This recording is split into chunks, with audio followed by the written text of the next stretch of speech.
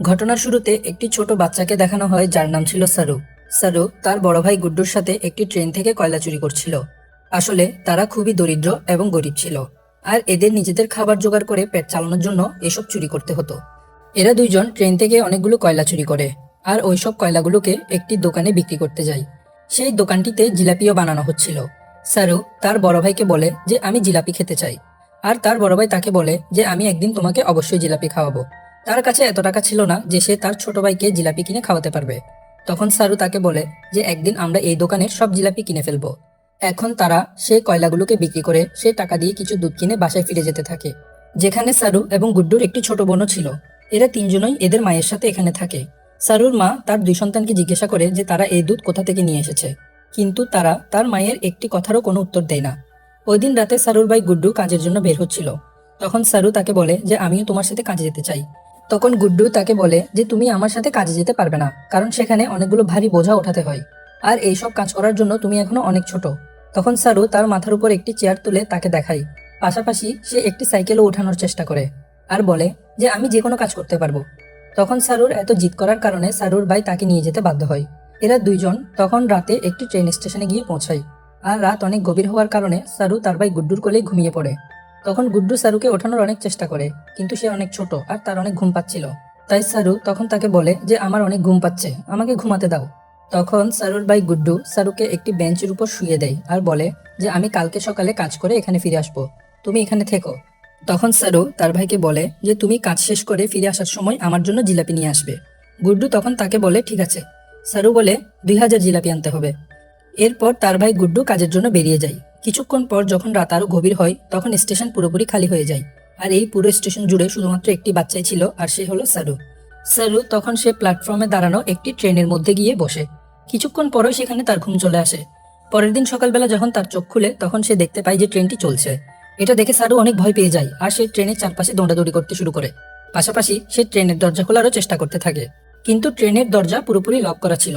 এই জন্য ট্রেন অনেকবার দাঁড়াবার পরেও সে ট্রেনের বাইরে বের হতে পারছিল না। এই ট্রেনের বগি পুরোপুরি খালি ছিল, আর সেখানে সারু ক্ষুধার্ত তৃষ্ণার্ত এই ট্রেনের মধ্যে আটকা পড়ে যায়।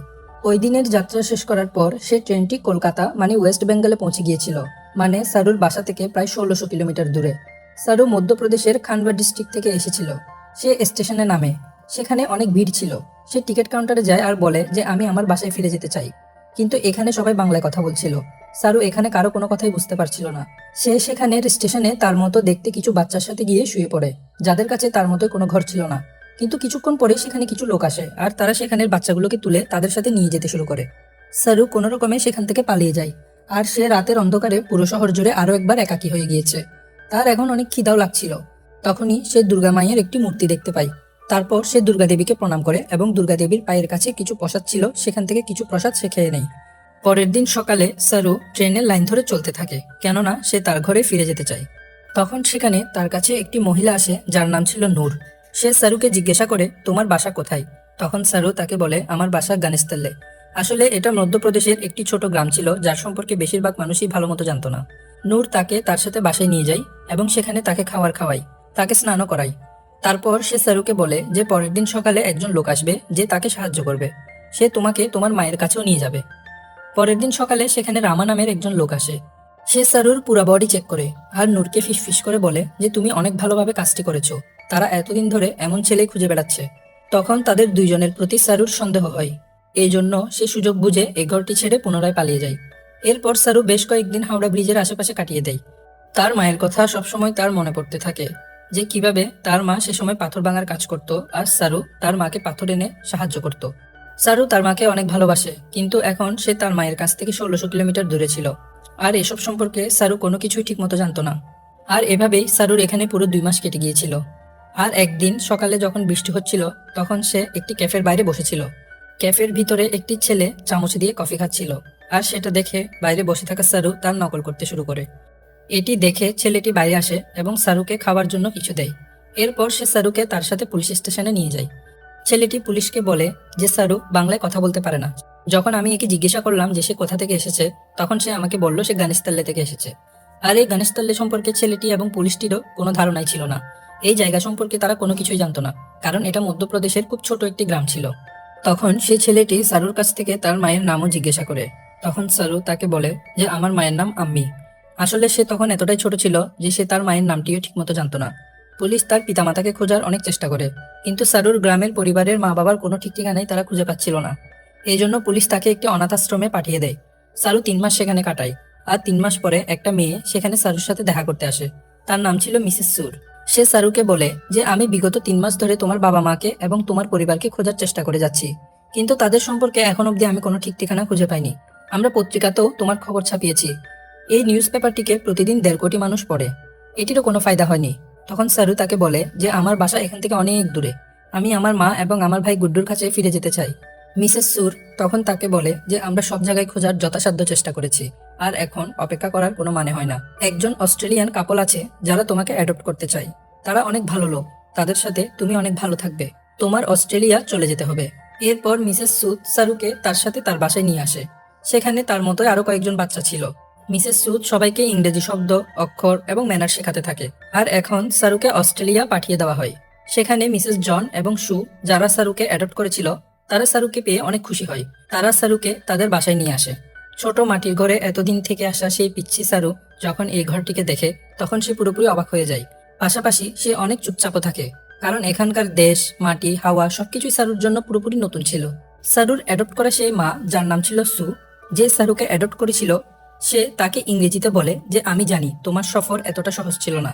এখন তুমি আমাকে কোনো কিছুই হয়তো বলতে পারছো না, কিন্তু একদিন তুমি আমাকে অবশ্যই সবকিছু খুলে বলবে। সারু আস্তে আস্তে এখানকার জীবনযাপন, ভাষা সবকিছুই শিখতে শুরু করে দেয়। আর সে খুব দ্রুতই এদের সবার সাথে কমফোর্টেবল হয়ে যায়।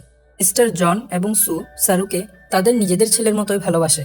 তারা তার জীবনে কোনো কিছুরই কমতি রাখেনি। 1 বছর পরে তারা এরকম আরো একটি বাচ্চাকে অ্যাডপ্ট করে, কিন্তু সেই বাচ্চাটি তাদের সাথে অ্যাডজাস্ট হতে পারে না, আর সে নিজেই নিজের ক্ষতি করতে শুরু করে দেয়।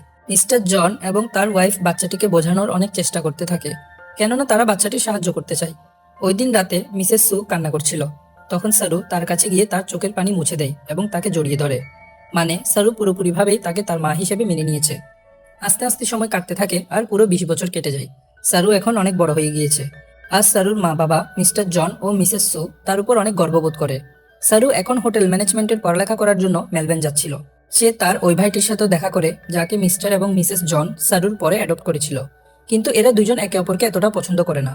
সারু এখন হোটেল ম্যানেজমেন্টের ইন্ট্রোডাকশন ক্লাসে পৌঁছে যায়, যেখানে সবাই তাদের নিজেদের সম্পর্কে বলছিল। তখন সারু সবাইকে বলে যে সে তার নিজের হোটেল খুলতে চায়। পাশাপাশি সে এটাও বলে যে সে ইন্ডিয়ার কলকাতা থেকে এসেছে। এরপর এখানে যতগুলো স্টুডেন্ট ছিল সবাই মিলে একটা হাউস পার্টির আয়োজন করে। সেখানে সারুও যায়, আর সেখানে কতগুলো ইন্ডিয়ান স্টুডেন্টসও ছিল। সেই জন্য এখানকার খাবারগুলোর মধ্যে বেশিরভাগ খাবারই ছিল ইন্ডিয়ান খাবার। এখানে যখন সারু খাবার টেবিলে জিলাপি দেখতে পায়, তখন তার ছোটবেলার সেই মুহূর্তটির কথা মনে পড়ে যায়, যেখানে সে তার ভাই গুড্ডুকে জিলাপি কিনে দেওয়ার কথা বলেছিল। প্রত্যুত্তরে তার ভাই গুড্ডু তাকে বলেছিল সে তাকে জিলাপি অবশ্যই খাওয়াবে। সারু তখন তাকে বলেছিল যে একদিন তারা দুই ভাই মিলে দোকানের সব জিলাপি কিনে ফেলবে। সারুর যখন এই মুহূর্তটার কথা মনে পড়ে যায়, তখন তার চোখ দিয়ে পানি পড়তে শুরু করে। এরপর সে তার বন্ধুদের বলে যে সে আসলে কলকাতা থাকে না, সে আসলে অন্য কোনো জায়গা থেকে এখানে এসেছে, যেখান থেকে ছোটবেলায় সে হারিয়ে গিয়েছিল। সে একটা ট্রেনের মধ্যে গিয়ে বসে পড়েছিল, আর ট্রেন থামার পর যখন সে ট্রেন থেকে বের হয় তখন সে কলকাতা চলে এসেছিল। তখন এখানকার একটি ছেলে তাকে জিজ্ঞাসা করে যে ট্রেনের মধ্যে সে কতদিন পর্যন্ত ছিল। সারু তখন তাকে বলেছিল যে প্রায় 2 থেকে 3 দিন পর্যন্ত সে ছিল। ছেলেটি তখন সারুর কাছ থেকে তার গ্রামের নাম জিজ্ঞাসা করে। সারু তখন তাকে বলে যে গণেশতলে। কিন্তু এখন সারু নিজেও ঠিকমতো এটা জানে না যে সে তার গ্রামের নামটি সঠিকভাবে উচ্চারণ করতে পারছে কিনা, কারণ সে এখন সঠিকভাবে হিন্দি বলতে পারে না। সে এখন ভালোভাবে শুধু ইংলিশই বলতে পারে। এখানে একটা ছেলে তাকে বলে যে কলকাতার হাওড়া ব্রিজে যেখান থেকে তুমি ছোটবেলায় হারিয়ে গিয়েছিলে, আমরা যদি সেখান থেকে টাইম এবং ট্রেনের গতির হিসাব করি, তাহলে আমরা তোমার গ্রামের আশেপাশের রেডিয়াসে পৌঁছাতে পারি। এখানে একটা মেয়ে তাকে গুগল আর্থ সম্পর্কেও বলে। সে বলে গুগল আর্থের সাহায্যে তুমি পৃথিবীর যে কোনো জায়গা খুঁজে বের করতে পারবে। কিন্তু সারু এই ব্যাপারে আর বেশি কথা বলতে আগ্রহ প্রকাশ করে না। এরপর সারু পার্টি থেকে বের হয়ে যায়। সারুর সাথে একটি মেয়েও ছিল, যার নাম ছিল লুসি। তারা দুইজনেই একে অপরের প্রতি অ্যাট্রাকটিভ ছিল। এই জন্য তারা সেদিন রাতে শারীরিকভাবে একে অপরের অনেক কাছাকাছি চলে আসে। পরদিন সকালে ঘুম থেকে ওঠার পর সারুর তার মা বাবা, ভাই, গ্রাম ইত্যাদির কথা মনে পড়তে থাকে। সে অনুভব করতে থাকে তার হারিয়ে যাওয়ার পর তার মা, ভাই, বোন সবাই তার জন্য কতই না চিন্তায় ছিল। এজন্য সে গুগল আর্থে পুনরায় সার্চ করা শুরু করে। পাশাপাশি সে স্টেশনের দূরত্ব গণনা করে যে কোনোভাবে নিজের গ্রাম গণেশতলেকে খুঁজে বের করার চেষ্টা করে, কিন্তু তার সব চেষ্টাই সবসময় বৃথা হয়ে যাচ্ছিল। ধীরে ধীরে সময় কাটতে থাকে, আর আস্তে আস্তে 3 বছর কেটে যায়। লুসি আর সারুর সম্পর্ক এখন আরো গভীর হয়ে যায়। তারা দুজন একে অপরকে অনেক ভালোবাসে। কিন্তু সারু এখনো তার পরিবারের জন্য চিন্তায় মগ্ন থাকে। সে স্বপ্নে অনেকবার তার ভাইকে দেখে। তার ভাই তাকে বলছিল তার এখন তার নিজ ঘরে ফিরে যাওয়া উচিত। সারু তার নিজের পরিবারের স্মৃতিতে এবং নিজের পরিবারকে খুঁজতে এতটা ব্যস্ত হয়ে পড়ে যে সে আস্তে আস্তে লুসির থেকে আলাদা হয়ে যায়। সারু লুসিকে বলে যে তুমি আমার থেকে আরো ভালো মানুষ ডিজার্ভ করো। লুসি আর সারু আলাদা হয়ে যায়। এরপর অনেক মাস পরে একদিন লুসিকে হঠাৎ সারু এক্সিলারেটরের দেখার পর তার সাথে কথা বলতে চায়। সে লুসিকে বলে যে সে লুসিকে অনেক বেশি মিস করে। এরপর এরা দুইজন আবার একে অপরের অনেক কাছাকাছি চলে আসে। লুসি সারুকে বলে যে তোমার মা সুকে তোমার এখন সময় দেওয়া উচিত, কেননা তোমাকে ওনার এখন অনেক প্রয়োজন। সারু তার মা সুয়ের কাছে যায়, যার শরীর খুব একটা ভালো ছিল না। সারু এতদিন এটা ভেবে আসতো যে তার মা সু তাকে এই জন্য অ্যাডপ্ট করেছে কারণ তিনি হয়তো কখনো মা হতে পারবেন না। কিন্তু সেদিন মিসেস সু সারুকে বলে যে আমি চাইলেই মা হতে পারতাম, কিন্তু আমি আর তোমার বাবা এটা ডিসাইড করি যে আমরা দুটা বাচ্চাকে অ্যাডপ্ট করব। কারণ এই দুনিয়াতে এমন অনেক অনাথ বাচ্চা আছে যাদের মা বাবা আর পরিবারের দরকার রয়েছে। সে সারুকে তার শৈশবের একটি এক্সপিরিয়েন্সও শেয়ার করে। তার মা সু তাকে বলে যে আমার বাবা অনেক বেশি অ্যালকোহল পান করত, সে একজন ভালো মানুষ ছিল না, আমি সবসময় ভয়ে ভয়ে থাকতাম। তারপর একদিন যখন আমি আমার ঘরের পিছনে গিয়েছিলাম তখন আমি চেয়েছিলাম পৃথিবী যেন আমাকে তার নিজের কাছে টেনে নেয়। কিন্তু তখন হঠাৎ করে আমি ক্ষেতের অপর পাশে একটি বাচ্চাকে দেখতে পাই যার গায়ের রং ছিল বাদামি। একটু পর আমি দেখতে পাই সে বাচ্চাটি আমার পাশে দাঁড়িয়ে আছে। তখন থেকে আমি এটি অনুভব করি যে আমার জীবনে আস্তে আস্তে সবকিছু ঠিক হয়ে যাবে। তারপর তুমি আর তোমার ভাই আমার জীবনে এসেছো, কিন্তু বর্তমানে তুমি আমাকে এতটাও সময় দাও না, তুমি আমার সাথে কথা বলো না, কিন্তু তোমাকে আমার এখনো প্রয়োজন। তখন সারু এখানে বুঝতে পারে যে তার আসলে তার মায়ের পাশে থাকা প্রয়োজন। পাশাপাশি সে তার বায়োলজিক্যাল মাকেও খুঁজে পেতে চায় আর তার ভাইকেও ফিরে পেতে চায়। এজন্য সে পুনরায় গুগল আর্থের মাধ্যমে তার গ্রামটি খোঁজার চেষ্টা করে। তারপর একদিন যখন সে ইন্ডিয়ার আলাদা আলাদা জায়গাগুলোকে জুম করে দেখার চেষ্টা করে, তখন হঠাৎ সে ওই জায়গাটা দেখতে পায় যেখানে তার মা পাথর ভাঙার কাজ করত। তারপর সে আশেপাশের পুরো এরিয়াটা আস্তে আস্তে সার্চ করতে শুরু করে এবং অবশেষে সে তার গ্রামটি পেয়ে যায়, যার নাম ছিল গণেশতলাই। এখানে সে জানতে পারে যে তার গ্রাম আসলে মধ্যপ্রদেশের খান্ডবা জেলায়। এটি জেনে সে অনেক খুশি হয়। এই কথা সে লুসিকে এবং তার মাকেও জানায়। তার মাও এটি জেনে অনেক খুশি হয়, কারণ তার মা এবং তার বাবারও এটি ইচ্ছে ছিল যে সে একদিন ইন্ডিয়া গিয়ে তার পরিবারের সাথে অবশ্যই দেখা করবে। তারপর সারু ভারতে চলে আসে এবং সে ওই জায়গায় যায় যেখানে সে তার বাল্যকাল কাটিয়েছে। আস্তে আস্তে সে তার বাল্যকালের কাটানো সেই ঘটনাগুলি মনে করতে করতে সেখানে পৌঁছে যায় যেখানে সে তার মা ভাই বোন সবাই একসাথে থাকতো। কিন্তু এখন ওই ঘরে আর কেউ থাকে না। সে ওইখানের আশেপাশে থাকা লোকজনদের কাছে গিয়ে জিজ্ঞাসা করে, কিন্তু কেউ তার ভাষা বুঝতে পারে না। সে নিজেও এখন হিন্দি বুঝে না। তখন ওইখানে একজন লোক আসে যিনি ইংরেজি বুঝতে পারে। তারপর সারু ওই লোকটিকে তার ভাই এবং বোনের নাম বলে। পাশাপাশি সে এটিও জিজ্ঞেস করে যে প্রথমে যে পরিবার এখানে থাকতো তারা এখন কোথায় আছে। কিন্তু ওই লোক তার কোনো কথার জবাব না দিয়ে ওইখান থেকে চলে যায়। একটু পর ওই লোকটি আবার সেখানে ফিরে আসে এবং সারুকে ইশারা করে। সারু যখন ওইখানে যায় তখন সে দেখতে পায় যে সামনে একজন বৃদ্ধ মহিলা আসছে।